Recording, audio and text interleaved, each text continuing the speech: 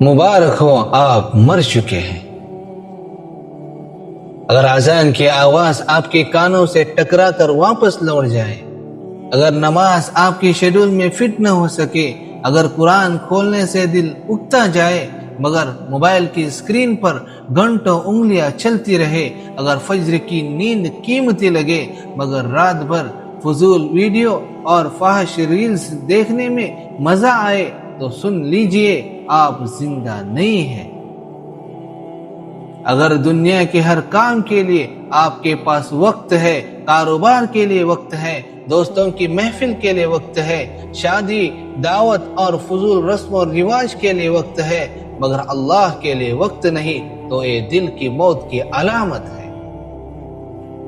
اگر حلال و حرام کی فکر ختم ہو چکی ہے، سود، رشوت، دھوکہ، حرام کمائی سے گھر بھر رہا ہے اور پھر بھی رات کو سکون کی نیند آ رہی ہے، تو جان لیجئے ایمان کی حرارت بجھ چکی ہے۔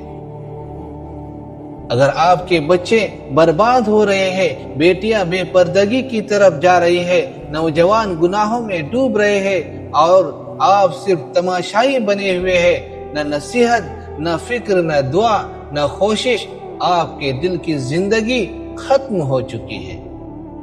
اگر معاشرے میں شرک ہو رہا ہے، بدعت ڈنکے کی چوٹ پر پھیل رہی ہے، اللہ کے ساتھ شریک ٹھہرائے جا رہے ہیں اور یہ سب دیکھ کر بھی آپ کے دل میں کوئی درد پیدا نہیں ہوتا، تو یاد رکھیے مردار جسموں کو درد محسوس نہیں ہوتا۔ اگر مسلمان بھوکا ہے، مجبور ہے، مقروض ہے، پریشان ہے اور آپ کے ہاتھ مدد کے لیے نہیں اڑتے، مگر فضول تقریبات میں لاکھوں لٹانے میں دل نہیں کانپتا، تو سمجھ لیجئے انسانیت مر چکی ہے۔ اگر گناہ کرتے ہوئے خوف ختم ہو گیا، توبہ کا احساس ختم ہو گیا، آنکھوں سے آنسو ختم ہو گئے اور دل نصیحت سن کر بھی نہ پگھلے، تو یہ سب سے خطرناک موت ہے، کیونکہ یہ جسم کی نہیں دل کی موت ہے۔ یاد رکھیے مردہ وہ نہیں جسے قبر میں اتارا جائے، مردہ تو وہ ہے جو چلتا پھرتا رہا مگر اس کا دل اللہ کی یاد سے خالی ہو۔ لہٰذا اپنے آپ سے پوچھئے، کیا میں واقعی زندہ ہوں یا صرف ایک سانس لیتا ہوا جسم ہوں؟ اگر آج بھی نماز کی فکر نہیں، قرآن سے محبت نہیں، دین کی غیرت نہیں، امت کا درد نہیں، گناہوں پر ندامت نہیں، تو پھر مبارک ہو آپ مر چکے ہیں۔